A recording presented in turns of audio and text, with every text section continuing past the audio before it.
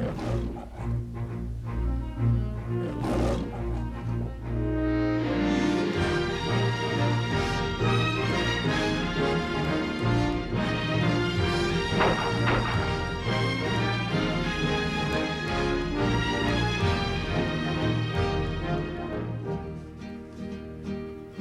Maggie Adams. I'm head of the MGM Home Entertainment Photo Archive, and one of the perks of my job is to be able to access linen books like the one we have from the Magnificent Seven to use for design and advertising collateral. It's rare that we find something in such good condition that goes back that far. We found this linen book in a salt mine in Kansas City. When the MGM offices in New York closed in the early 80s, they sent everything there for preservation: photography, legal documents, and film. This salt mine in Kansas was 650 feet beneath the ground. It was beneath a wheat farm, actually. We wore hard hats, carried oxygen tanks, and, it was a working mine. And so all day long we'd hear blasting and hear the salt being mined. We were like kids on Christmas morning. Every box that we opened seemed to contain some sort of photography, some legal document, something that no one has seen in 40 years. This particular linen book contains photography that's never been seen before.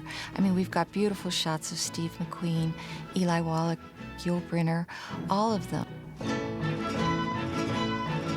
When you see a book like this, the first thing it does is it brings back enormous memories. And every shot, you can remember the day and how you felt and what the people were like and what the laughs were. I think one of the things that comes back the most is to see John Sturges, who did so love the Western and thought it was such a basic way to tell stories. John Sturges was a strange phenomenon. I think he was one of the really underrated directors of our time. He understood action better than anybody I've ever known. He really understood what it was about. But some of that had to do with the fact that he was a great believer in, let me get a good heavy in the picture, and the rest of it will take care of itself. I don't know why. I never understood how they picked me. I really don't. I said to John Sturges, I want to play the crazy samurai. Oh, they said no. He said, no, that's the love interest. I said, oh. He said, I want you to play the head bandit. I said, I come on in the first 2 minutes and then you don't see me. And on the way home, I thought, wait a minute. All they talk about for the next hour is me. So I said, okay, I'll do it. Oh, there I am with my gang. Look at that. See it? I had 34 men with me. And Sturges said, I want you to get up early, come early with the men, and go riding for an hour. And we used to go hoop, hoop with our horses, They were all great horsemen. And all of them had guns, real guns. And there was one man there named El Indio, Emilio Fernandez. He would direct movies, but he didn't like a review that somebody gave him and shot him in the balls. So they banned him for a year, but they let him work on this movie. He said to me, I have to get you a hat. We go to Mexico City and they take the measurements. And now he says, now we celebrate. We go and have tequila, we have a good time. I don't remember the rest of that whole night, but the next day I come back and there's my hat. And I said, I can't wear that hat. It's as big as a cocktail table. It was, I'm not kidding, it was this big. I said, if I get on the horse and it rides fast, I'll blow away. Then I thought to myself, wait a minute. All I have to do is push that black hat on the back of my head, and the whole screen goes black except for my little face. So I said, great. We get back to Sturges. He said to the prop man, where's the hat? He looks at it, he says, bring out the scissors. And they cut it down to this size.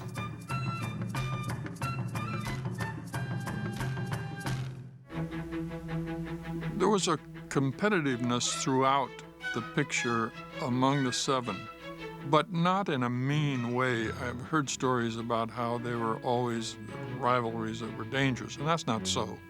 John had a masterful way of handling people and making them think that they weren't being handled, but typical of a concern over what's going to happen when you have seven guys struggling like that.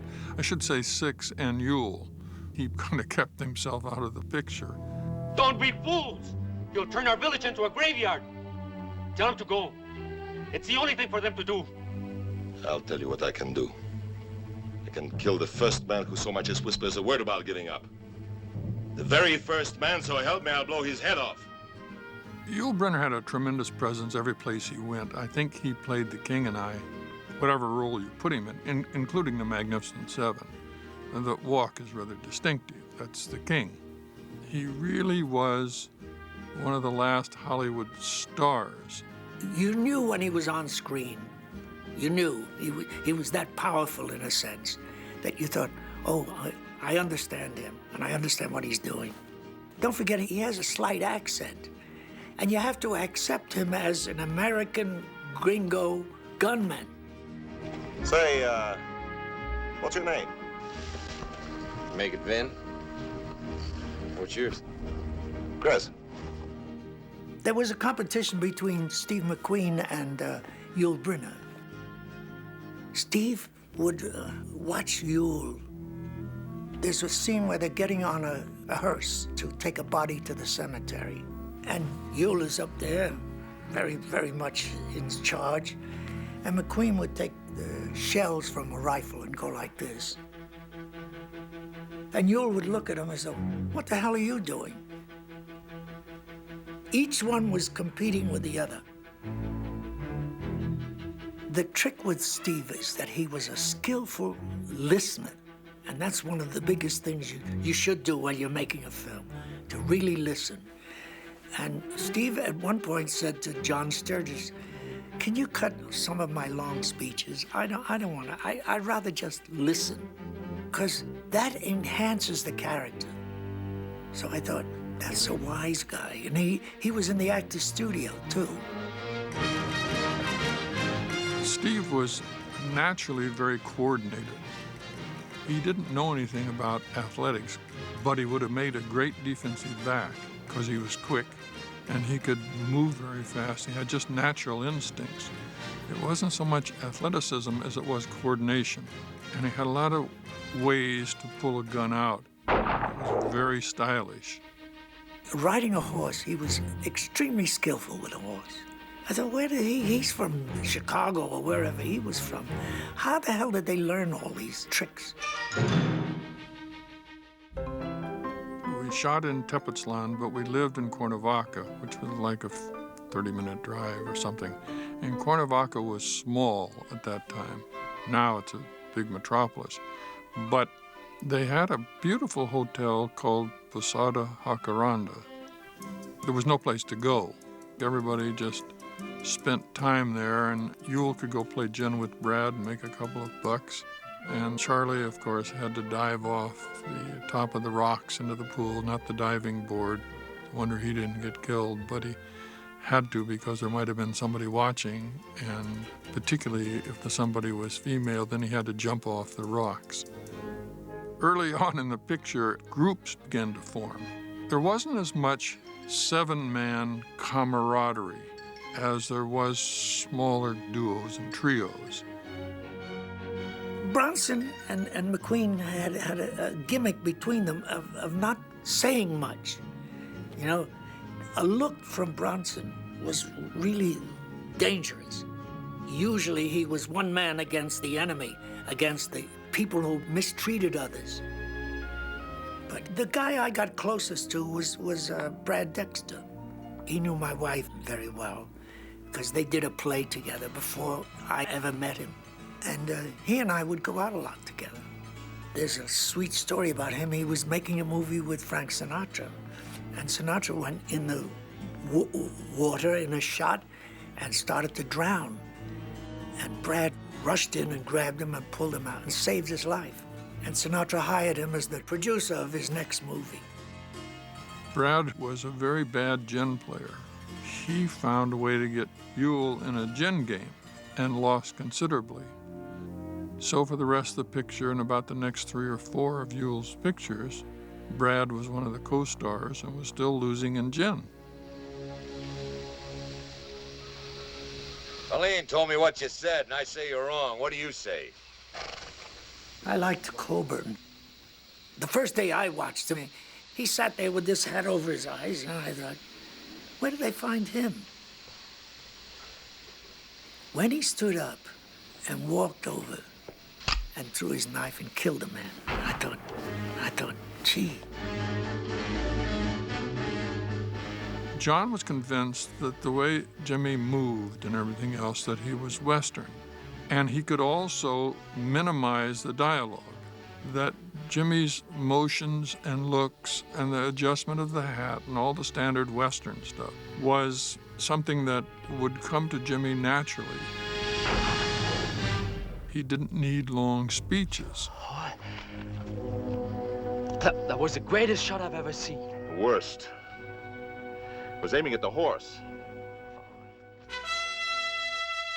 Horst was a German who, I believe, had made one picture that caught Sturgis's eye. And like Ewell, John could imagine him in a Western atmosphere, Western clothes, with a gun, with a horse. And I don't think that Horst was very comfortable with it. Come on now. And let's see how fast you are. You think I'm just talking, huh? Horst surprised me with his skill with horses and with weapons. He's a German boy, and how the hell did he learn how to ride like that? He was very good on a horse. And I think the reason that John cast Robert Vaughn was he felt that it's very difficult to have 7 interesting stories, so they're going to be short stories. And Vaughn was capable of playing what that story was. Kind of simple, but tough for an actor. Here's a guy who was a great gunman. Now he's afraid he's turned into a coward. He hasn't turned into a coward, but in proving it to himself, he gets killed. I've seen some motion pictures that didn't have a story that was that good. You never know what's behind one of these people and what they specialize in, what they love to do. Robert Vaughn, he wrote a book about the blacklist, which interested me enormously. Yul Brynner was a brilliant photographer, loved to do his work. McQueen was very clever in selecting the work he wanted to do. Brad Dexter saved Sinatra. And Coburn with his knife throwing. I thought it was all wonderful.